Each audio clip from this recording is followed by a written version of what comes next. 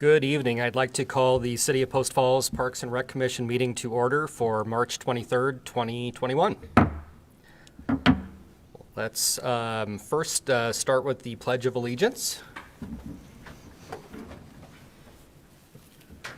I pledge allegiance to the flag of the United States of America and to the republic for which it stands, one nation under God, indivisible, with liberty and justice for all.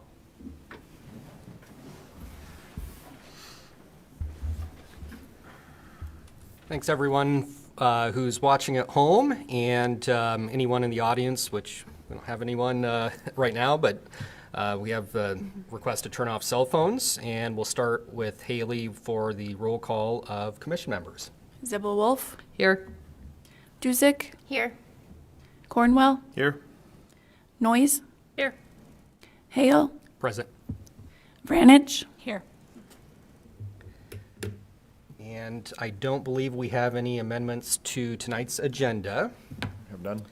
So we'll move right into the ceremonies, announcements, appointments, and presentations. We have a few things. First, we wanted to welcome Christy Vranick, who's a new Parks and Rec Commission member. So welcome aboard. Thank you. And I don't know if you wanted to add anything, Brian, on...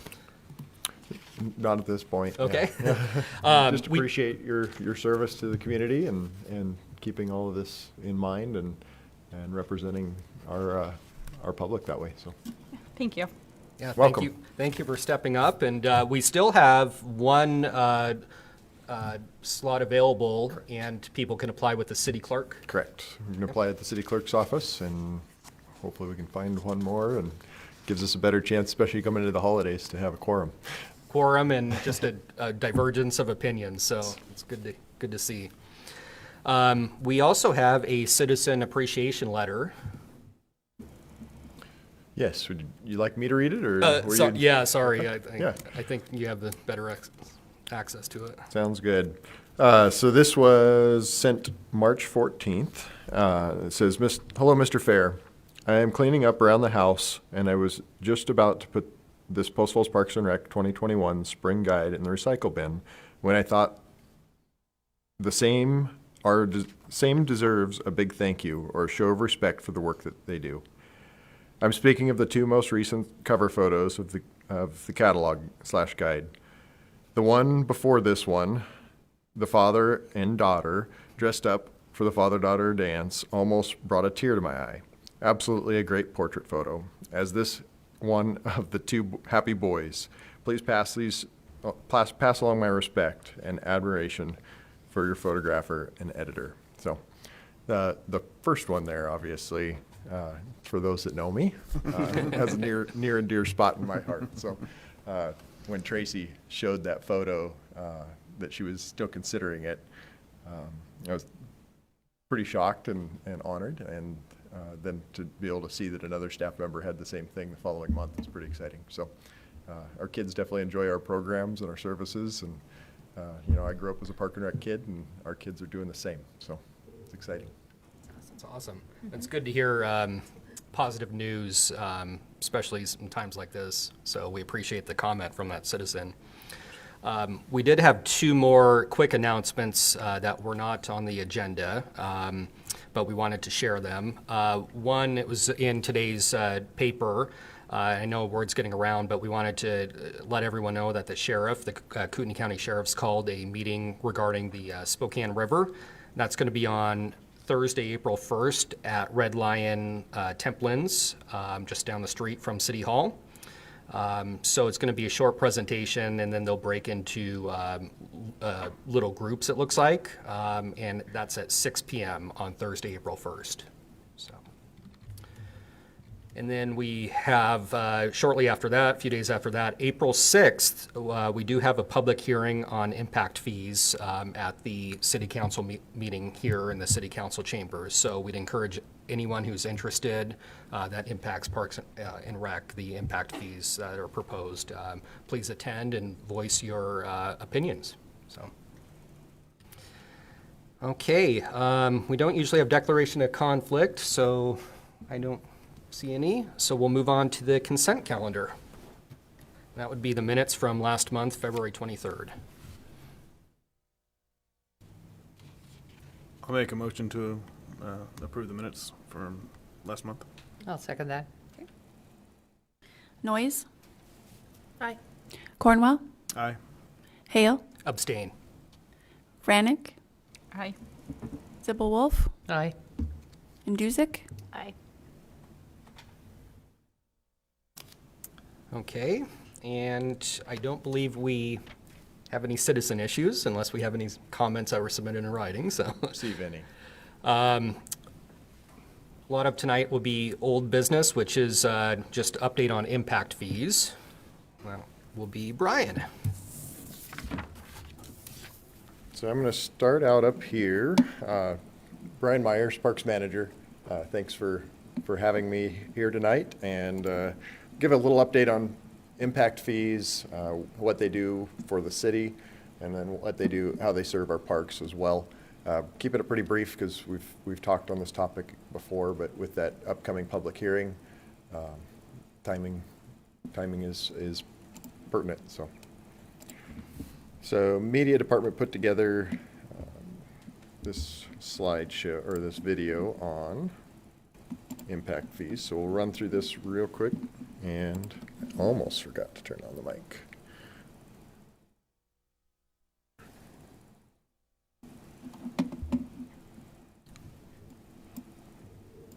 The City of Post Falls charges a combination of impact and capacity fees to help maintain the level and quality of services for residents as the community grows. What is an impact fee? Impact fees are one-time charges that the state legislature authorizes the city to impose on new growth. Funds collected through impact fees help pay for the cost of constructing infrastructure needed to meet the needs created by growth. The fee must be proportional to the impact created by the new growth. So before charging impact fees, state law requires that the city conduct a detailed impact fee study. The study must include an analysis of the existing facilities, the level of service currently provided to residents, an assessment of future needs driven by growth, and the anticipated costs to maintain the current levels of service as growth occurs. The impact fee that a new residence or business is charged is then based upon its proportional use of the new facilities that will be funded by the impact fee. State law only authorizes cities and counties to adopt impact fees to pay for streets and transportation projects and for facilities related to public safety, parks and recreation, water, wastewater, and stormwater. Local governments are not allowed to charge impact fees for any other items such as schools, or to charge impact fees for ongoing operation and maintenance costs associated with the new facilities. Impact fees also cannot be used to fix deficiencies that exist prior to the adoption of the impact fee study. For instance, if the traffic volume on Post Road exceeded its capacity before the impact fee study was adopted, impact fees could not be used to increase the capacity of the road. Similarly, impact fees could not be used to fix potholes in Falls Way because those repairs do not add additional street capacity to serve the growing community. The money collected through impact fees must generally be spent within 8 years or be returned to the property owner, and the money can only be spent on the category of improvements it is collected for. So street impact fees can't be used to construct a new park or police station. State law also requires that if a developer is required to construct an improvement the local government is collecting impact fees to build, that developer must be given a credit against any impact fees it must pay. Post Falls charges impact fees for streets and transportation, public safety, and parks and recreation facilities. The city charges capacity fees for its water and water reclamation systems. Capacity or CAP fees are buy-in charges for new connections to the city's water and wastewater systems, and are another fee that the city uses to find balance between existing and future residents and business owners. CAP fees are calculated by determining the total capacity and total value of the water or wastewater system and charging each new user a proportionate share of the system capacity that they will use. Cap fees cannot be based on the costs necessary to expand the system. Without improved facilities, the infrastructure that residents and business owners use would not keep up with the growing demands in our community. Without impact and cap fees, the improvements needed to accommodate new residents would be paid for by the taxes and utility fees of all residents, including current and longtime residents. In fairness, new residents who are creating the need for new infrastructure and additional services should help pay to offset that impact. While impact and cap fees can't fully capture the costs of new growth, they help maintain the same level of service for all residents as growth occurs.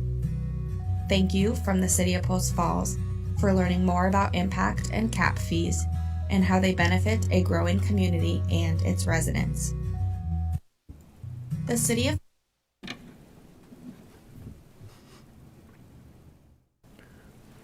So a fair bit of information there. Right now, what is before our council at the upcoming meeting is just the impact fee portion, not the capitalization fees. So the utilities fees, water, wastewater, those were studied and brought forward and adopted, I believe about 3 years ago, 3-4 years ago. So those are working as they should, and they'll be revisited at a later time. What is before them this go around is our park impact fees, our transportation impact fee, our policing impact fee, and a new category that's being added for multimodal facilities. So, say bicycle and pedestrian facilities throughout the community.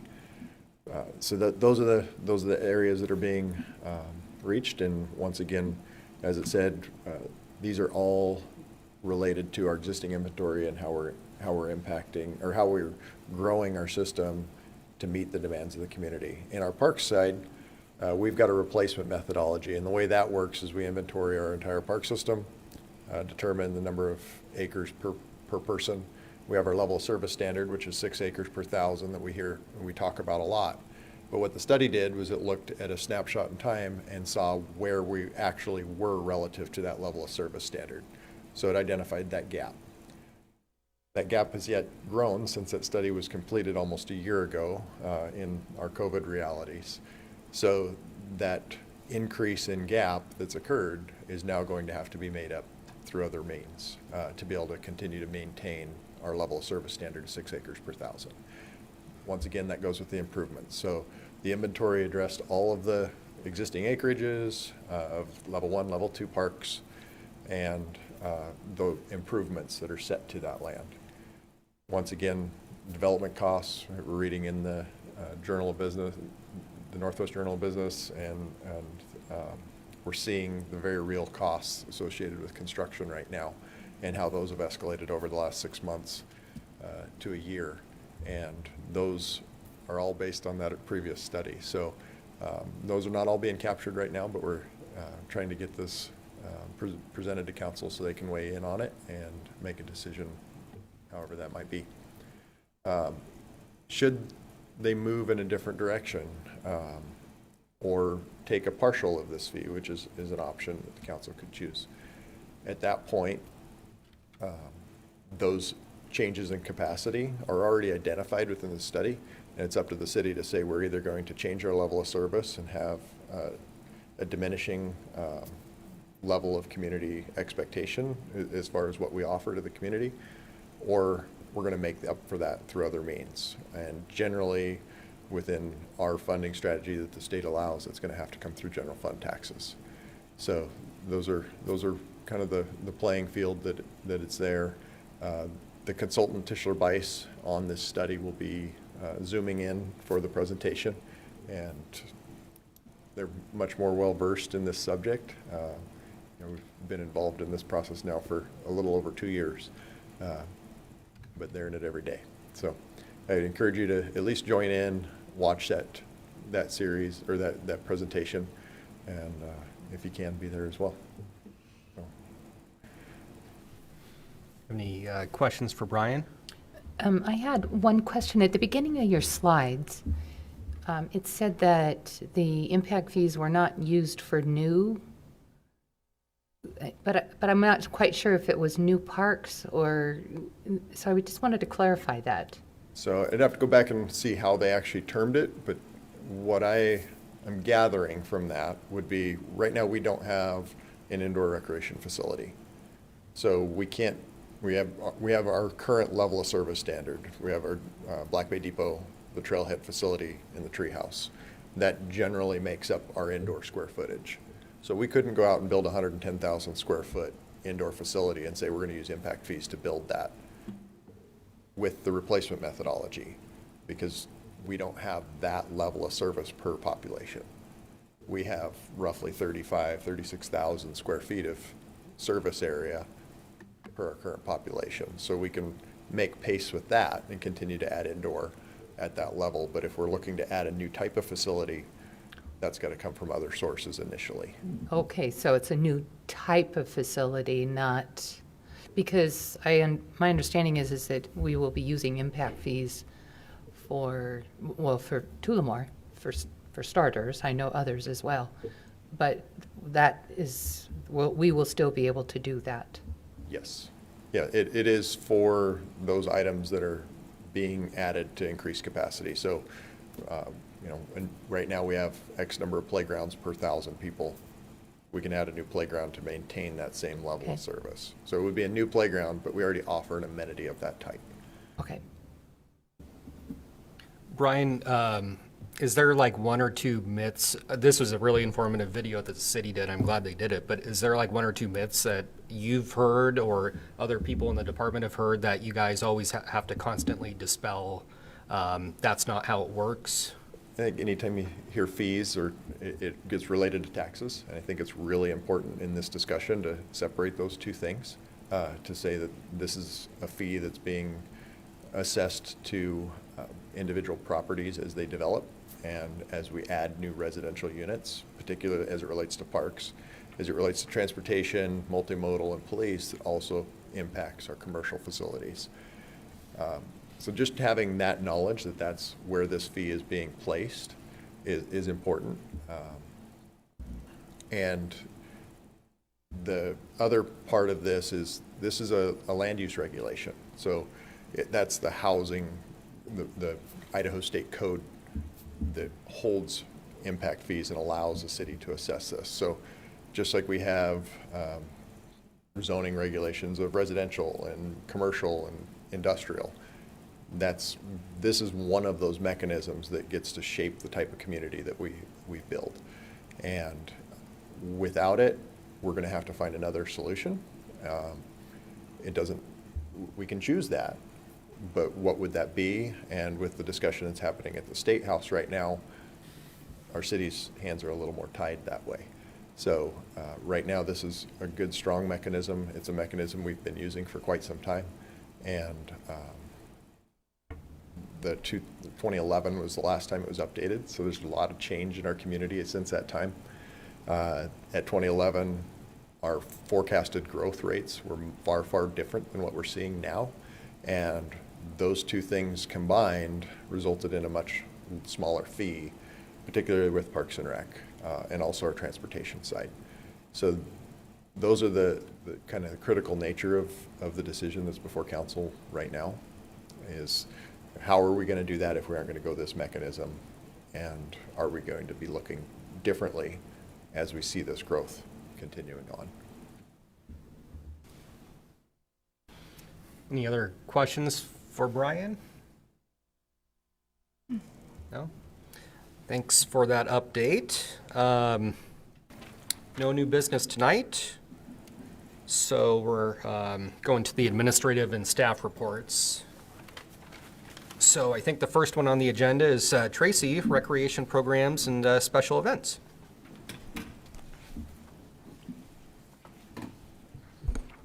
It's always fun going after Brian. Super tall one. Hi, I'm Tracy Stevenson. I'm the recreation manager, and I was just going to kind of give you a broad update and what we're looking forward to in our spring and our summer with our programs. So we're definitely looking for them to be a lot more active and exciting than last spring and summer, where last spring and summer were a little bit different for us. So throughout this whole challenging season, we added some new programs in that we felt like met more of the COVID requirements. We've tried some new things. We've added some twists just to some traditional programs. We learned some things that were a lot more efficient and some things that worked out. We also learned some things that didn't work at all that we're not going to continue on with. But it's been a great learning time for us. For this spring, we're going to continue with some of our modifications. We understand we have people in our great community that are really over all the modifications, but we also have people that want to participate in a really safe and fun environment. So we really need to meet that middle ground, which I think we've been doing a really good job about, being able to run our programs to our best that we can. And we want to make sure that people are having fun in the programs and that we are not altering them so much that people are feeling shortchanged or like we're cutting it out. We hope, ultimately our goal is that we hope that we're running our programs so clean and safe that people aren't even noticing our subtle changes on them. But as a department, which I say they're completely talented professionals, but no, but over half of us actually have our degrees in Parks and Recreation Management. So to us, we have played sports, it's our passion, we want to share it with them. So we're doing our best we can. So our sports, we're looking for a really exciting spring sports season like I talked about. The winter was a bit of a challenge. We didn't get into the school gyms until February 13th, so that gave us some issues, but we were really fortunate that we do have that relationship with our Boys and Girls Club, so we were able to get in there at least 2 days a week. So like one of our modifications was we did have our open gym volleyballs and stuff and basketball, but people had to pre-register so that we knew what our certain numbers were, what was coming in. We ran a lot of our adult volleyball leagues because we were running programs with no spectators, because when you can only have 10 people in a gym, we're making sure, and that includes our official and our players. So we just did the best we could to make sure we focused on programs. We did some 3-on-3 stuff, just what we could get in there so people could get out and about. So for this spring, we're going fairly normal. We're going to have our volleyball, adult volleyball. We're going to have youth volleyball. We're going to have spring soccer, and we're going to have flag football. So all of them, there may be fewer players on a team, but we may have more teams. We're just trying to move forward on that. We'll have our basic modifications, as in like our last fall and spring was much more strict, making sure everyone was sitting with their masks, whether you're in your family pod or not. Now we're just going to ask some basic things of just try to remain in your family pod. Coaches will need to wear a mask when they're right with their players, but we're not requiring that players need to wear their mask or anything. Our special interest classes are going to be a very similar lineup. We've added some really new classes, new fun classes that I'm excited for. I mean, like we've all said in our office, yes, it's been challenging, but it's also made us step up even more and raise the bar more we got to find new alternatives, new ideas. So it's kind of given us like a little bit of a new fire and into the passion for it. So classes may have some lower numbers, just as our sports teams, but we're offering more of the classes. Like our dance classes are packed, and normally like Thursday night I offer 4 classes, and Saturday I offer 5.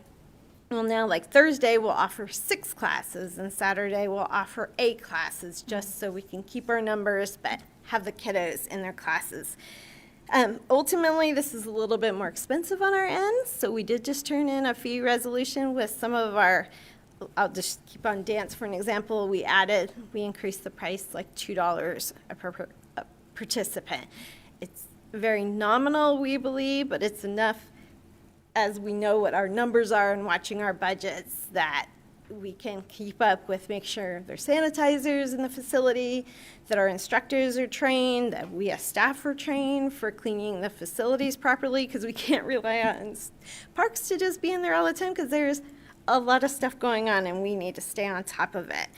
We're going to great lengths to try to make things happen and keep it going. Like I said, like our dance recital we just had. Normally I have 2 big shows because I do like a Friday or a Thursday class show and then a Saturday class show. It's all on the same night, but like one's at 5:30 or 5:45 and one's at 7. I just recently did a dance recital and I ran 7 shows in 2 hours. Because my thing is, it's very important that moms and dads and grandma and grandpas are there to see it. And so to keep at 50, we needed to have 7 shows, one for every class. So it was crazy and busy, but it worked out beautifully. And thankfully, our participants and parents are willing to play along with us to make it all happen. So. And also allowed us to keep our costs down again because we did it quickly. Again, like I said, to host all these classes, we're just asking the really basic Panhandle Health District are following right now. Currently the mask mandate. We're asking them just to keep if you can't, keep your 6 feet distance. We have, like I said, sanitizers and so forth in all the classes. On for special events. We're ready for spring and summer. Normally we'd be gearing up and really headed for an Easter egg hunt.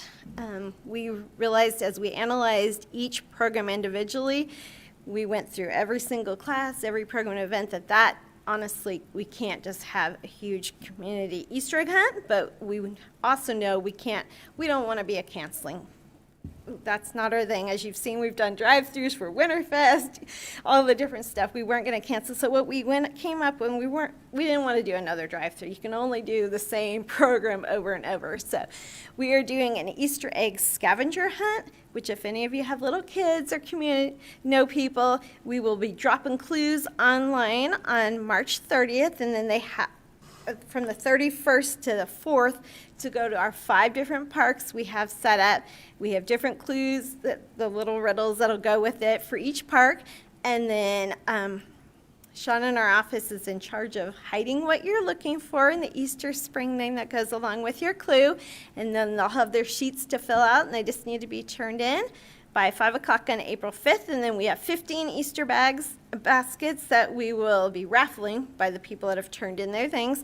Thanks to our donors. I should thank them, our H&R Block and Peach Orthodontics. So that's kind of our change up for the Easter egg hunt. Hopefully next year it's just a large community, nice Easter egg hunt, but this year we're doing that. We also just moved, we normally have a winter bridal fair, which in winter we could have 10 people in the event, so it didn't work. We will be having a spring bridal fair. We are separating it out into 3 different venues. We'll be using our trailhead, the Jack and the Red Lion, just so we can spread out our vendors and how many people come to it at a time, so we can stay in our proper numbers for whatever stage we're at. All our events, I should say, like all our events, we are getting special permission through the Panhandle Health District. We're going through filling out the paperwork and making sure, letting them know what our COVID protocols are and how we're going to do it, and getting our approval. The Movies in the Park is going again. That'll, of course, be in the summer, but we have started the planning for it. We had 3 last summer with no problem, so we're excited to host them again. Our only problem right now is the company that drops like the movies that you can choose that you want to have in your Movies in the Park. Since the movies haven't really been out, they haven't been able to drop them yet for us. So we're hoping within the next week they're going to give them to us. Their prices went up, so we're looking for some great sponsors for that. So we're working on that. Post Falls Festival, we are completely planning. I had written up an entire different COVID plan for it last year, so we're going to go through that and see what needs to still maintain as part of our COVID plan. We're still going to switch up, like our booths will no longer be in their nice little rows where you see large crowds walking through each row. We're going to do more sporadic pods throughout the park to try to break it up. We're going to do lines for like the food areas because that's another place of congregation of large people for that. We're doing like plastic covers on the tables so it can be more disinfected and cleaned up properly. We're still working, we're planning on doing our post-fall sprint triathlon and duathlon, which is on August 1st. I'm really hoping by then we're like really, really out of this stuff, but I have worked with my timing company and we can do it. We're just going to do some alternative with our starts and waves and some different stuff like that.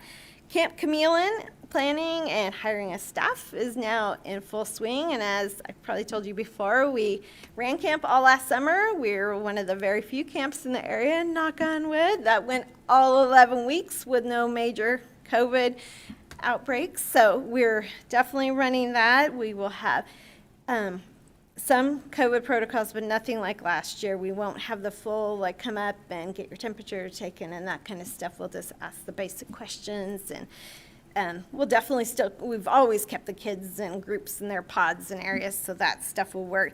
Our new camp director that came on last year, he kind of came on and had to hit the ground running. Like, he started in March, and it was camp planning time. So he has taken, on top of many other projects he's really taken this year to look at some new ideas and how he wanted to grow and expand camp. So we're really impressed. He has developed an entire thing that's kind of a questionnaire and information and everything for camp. He's added several different camps this year. We got our little Pee Wee camp, our Jack's Art camp, a wilderness camp, on top of our normal camp for kiddos coming up. So we also camp, just in case anyone's questioning, we did actually raise prices of camp from anywhere from $5 to $25 per kiddo for camp. We are still the absolute lowest in the area between Idaho and Washington. Carter, our camp director, has checked by at least $50 is the lowest we are between them. So most of them are about $75 to $90 more than us. So we feel like we're still in a really fair price range, because the last thing we want to do is get out of price range for our community and our people. I mean, my kiddos grew up in camp. My kid worked at camp. It's the backbone of our office. We love our camp program. So all in all, I mean, I feel really proud. Our team has made a lot of efforts to make sure we're working hard to keep things going the best we can for our community, offering opportunities during this really kind of stressful and chaotic time. So that's about all I have. Does anybody have questions for me on it? I have a question. I've been asked by many parents, are field trips going to be back with Camp Chameleon this year? Field trips are going to come back. And the other question you're probably going to hear a lot is swimming coming back. Yes. So swimming, yes. And we haven't got a definite answer on how swimming is going to happen.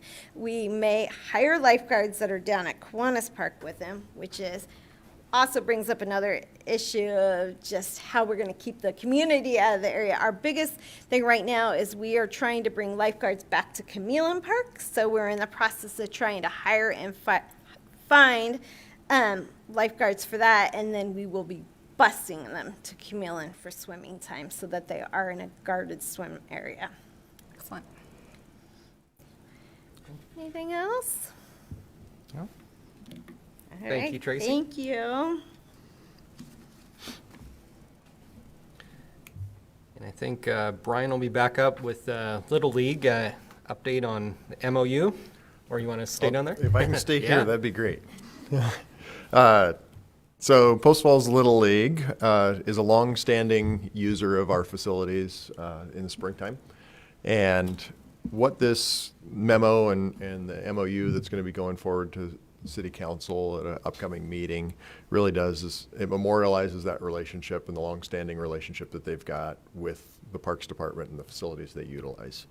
They aren't just on our city parks facilities. They also cross over onto some of our school district facilities that we have a joint use agreement with. And under that joint use agreement, we handle a large amount of the scheduling for outdoor venues and our gyms. So Tracy handles indoor open gyms and our recreation programs within the school district facilities. The outdoor portion of that, Heather handles reserving our outdoor fields, and the agreement we have with the school district says this is the priority between Parks and Rec and the school district for access to those facilities. So this kind of sets up on top of that and outlines the historic nature of Little League being a primary user in the springtime of our facilities. As our community's grown, we're starting to see more and more different user types. But we wanted to honor that long-lasting relationship and the investment that they've had in our parks facilities ongoing. I was a Park and Rec kid, and I was also a Little League kid in this community. And 19th Street, we put in the infield turf as a part of that Little League program. And we built the warning track on Brett James. So granted, a lot of those have changed and been maintenance items and upgrades over the years, but that relationship remains the same, and they do come out with volunteer efforts and the like. This MOU has been a long-term project. It first came up in 2015, 2016 when I came on. We updated our fees, and when they received their first invoice for it, they said, we're not going to be able to have a program anymore if we have to pay this bill. So we said, well, we've got this ability to take in-kind donations for facilities as long as we agree on it ahead of time. And that's been something that's been understood, and it just didn't get done on the front end. So this MOU tries to aim towards that, to say, let's have these discussions ahead of time, and we did that 2 years ago through an improvement of adding 2 new scoreboards to both 19th and Brett James. So that improvement, not including the volunteer and the coordination that the Little League group did to make that project actually a reality, just the fixed improvements was $13,500. So that was a one-shot improvement that they did, and as a result of that, they got that value spread out over the course of 2 years, because that was a big dollar project. Last year was a little different because of COVID, so they have a little, we did meet them in the middle on that and said, we'll extend that because you didn't get to use all of your field use in that second year of that term. We'll extend that into 2021. So just some highlights on it. It definitely highlights their current use of the Frederick Post facilities, and they're the primary user on that. They're almost the sole user on that as far as reservation use and requests go. We don't see much request of that even after their programs are ending in July. So in that respect, they've got the sole duty to maintain the bleachers, the fencing, and everything that they've improved to those facilities. On the city fields, Little League is given priority scheduling, once again, to honor that long-standing relationship. So they get to make reservations beginning 2 weeks ahead of everybody else in the general public. So the way that looks is sometime in February, our Parks and Rec programs book the facilities for what their forecasted need is. We reach out to the athletic director at the high school and our local principals and say, what are your needs? They let us know. We get all that plugged in by the middle of February, and then we push this out to Little League. They make their reservations, and then 2 weeks later we send it out to our general users that we know of, and then it opens up to whoever might be a new user group for us. And in the last year, we saw an extensive expansion of our number of users as a result of COVID. We saw user groups from individual private trainers coming over from the Seattle area, training professional baseball players on our fields because it was the closest facility that they could gain access to for just one-on-one training. So Heather has been juggling a lot of balls in this respect, and she's done a great job of it. And this is going to be a tool for her to help navigate that whole reality. On the city-owned facilities, City Parks and Rec is going to continue to do the maintenance, and Little League also gets a 50% rate reduction on their field use time. Once again, making a nod to the fact that they've got a lot of blood, sweat, and tears into these facilities and have supported making those even possible. And then beyond that, there's what the lawyers have made sure we have in here to make this legal, and that's been a part of why it's taken this long to get it to something that's agreeable, is the first draft that came out was missing a lot of that. And working with a volunteer organization, it takes a number of volleys back and forth. The president of their organization works out of the country portion of the time, so it's the nature of the beast, and they're really only thinking baseball from about mid-February to July. And then it's there, but it's not front of mind, and it's not urgent. So every year in the spring, we pick it up, and we finally got this thing to the point where it has some signatures on it and ready to go to council. So with that, I'd stand for any questions and comments otherwise. I just have one question. About how many ball fields are we talking? I guess I never had, put that in perspective. Yeah, so with Little League Group, we've got 19th Street Brett James, and then the 2 facilities at Chase, and then 1 at Corbin. And then on the school district side, what we're reserving out is there's 3 baseball fields at Frederick Post, Ponderosa Elementary.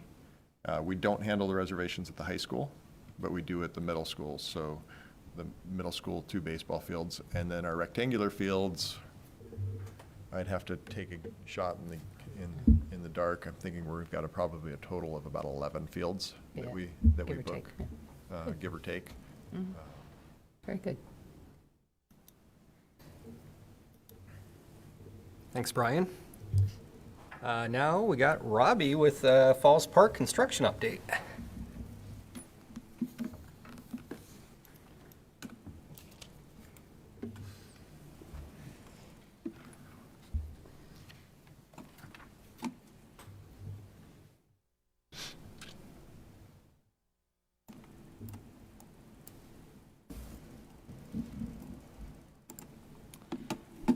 All right. Good evening, members of the Park and Rec Commission. Robbie Quinn, Parks Planner, and I'm here to talk a little bit about some of the work that's been going on at Falls Park.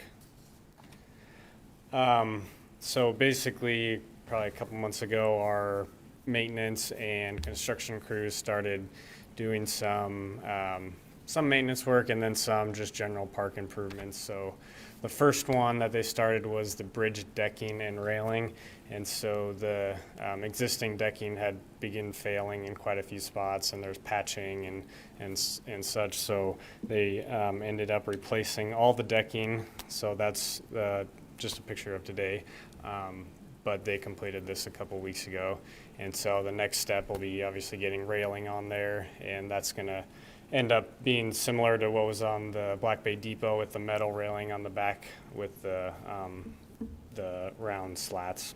So round for so people don't end up setting things on top and then get knocked over. So that should help there a little bit.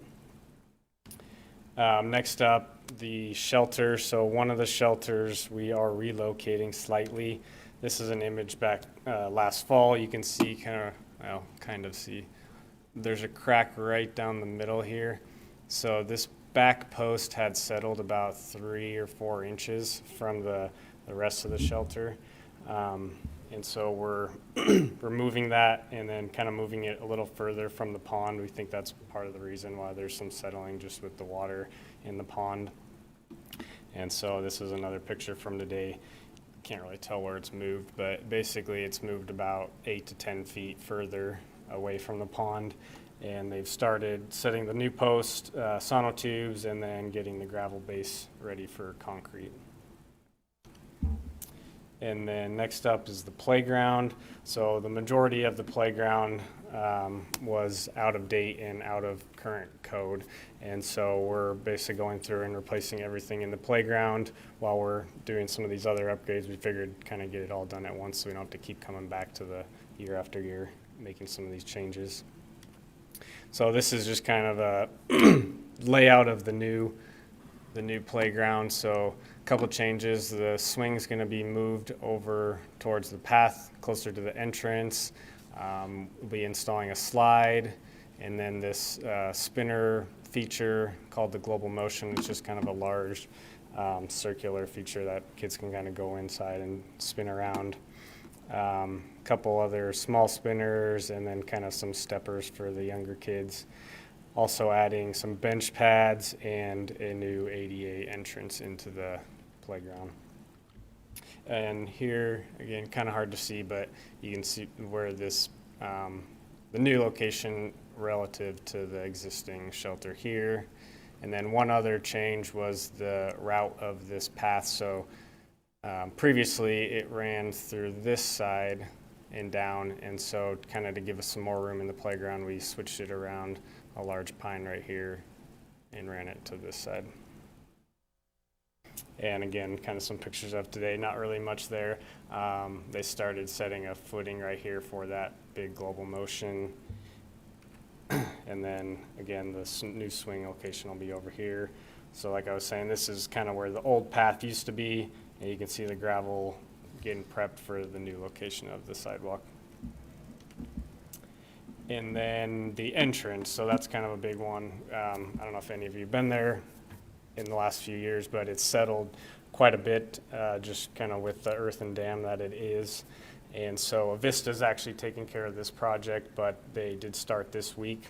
And so they'll be stripping all the asphalt, the railing and everything, and bringing it back up to a uniform slope that is also ADA accessible.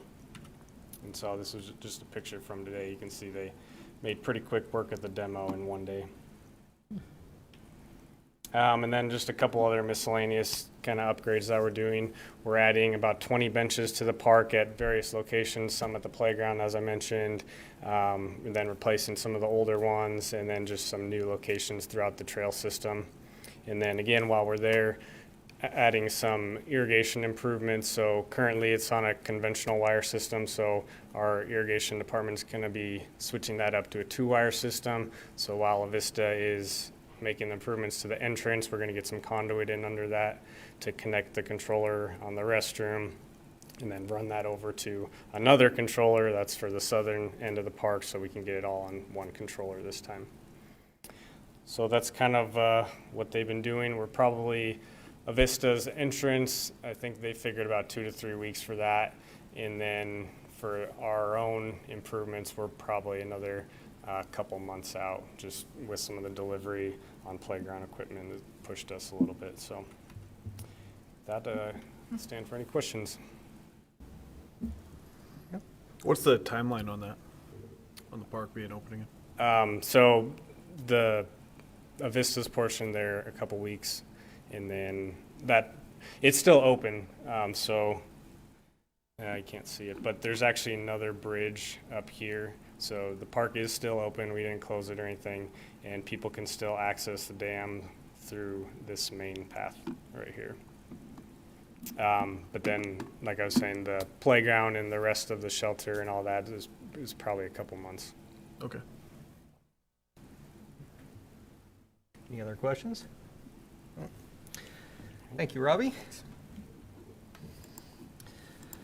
Okay, do we have any commission comments from anyone?